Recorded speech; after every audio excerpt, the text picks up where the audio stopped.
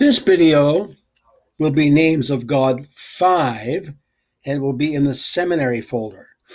Now, we are going back to the Dake Bible again this time, and we're going to that page 77 where we had the 16 names, and we're going down to number 3 right now, which is called Jehovah Jireh, Jireh.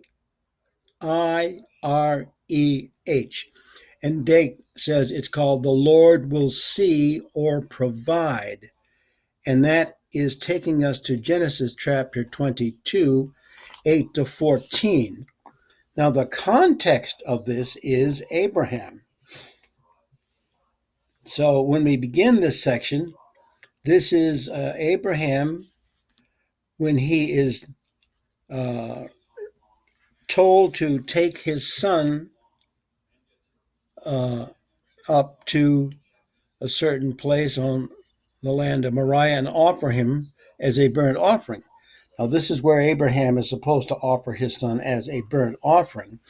And Abraham follows the will of God and does this, but just at that time, it was about to happen. He saw something else, that there was a lamb or a ram that was caught instead of his son. So that was what saved Abraham's son, but it also was from the faith of Abraham himself that this happened. So now, in this section, that's the context of it. And the section I will be reading is called The Divine Provision.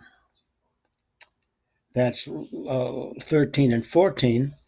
And it said, Abraham lifted up his eyes and looked, and behold, behind him a ram caught in a thicket by his horns. And Abraham went and took the ram and offered him up for a burnt offering in the stead of his son. And Abraham called the name of that place Jehovah Jireh, Jehovah Jireh, the same word we saw in that list. As it is said to this day, in the mount of the Lord it shall be seen. Now, that's the context in which this happens.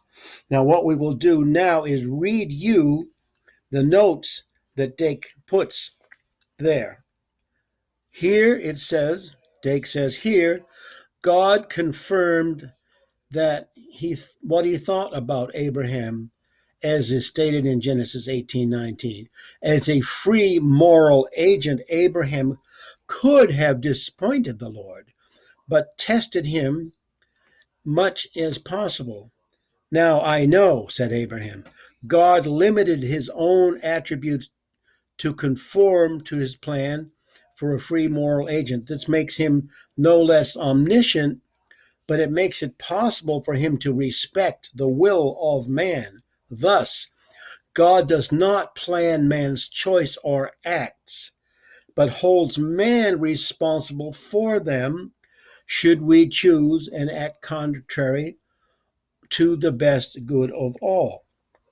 Then Dake writes further, here we have the doctrine of substitution by example. As the ram becomes the substitute for Isaac to spare his life, so Christ becomes the substitute for all men, dying in their place so that they might go free from eternal death and hell should they desire to accept him as their sacrifice. Then he gives a lot of scripture. All the animal sacrifices of the Old Testament portray Jesus paying the sin penalty in our stead. That the experience of Abraham with Isaac and the ram prefigured the work of Christ is clear from Hebrews 11, verses 17 to 19. That is Dake's comment on that part of the context of Abraham's offering of his son.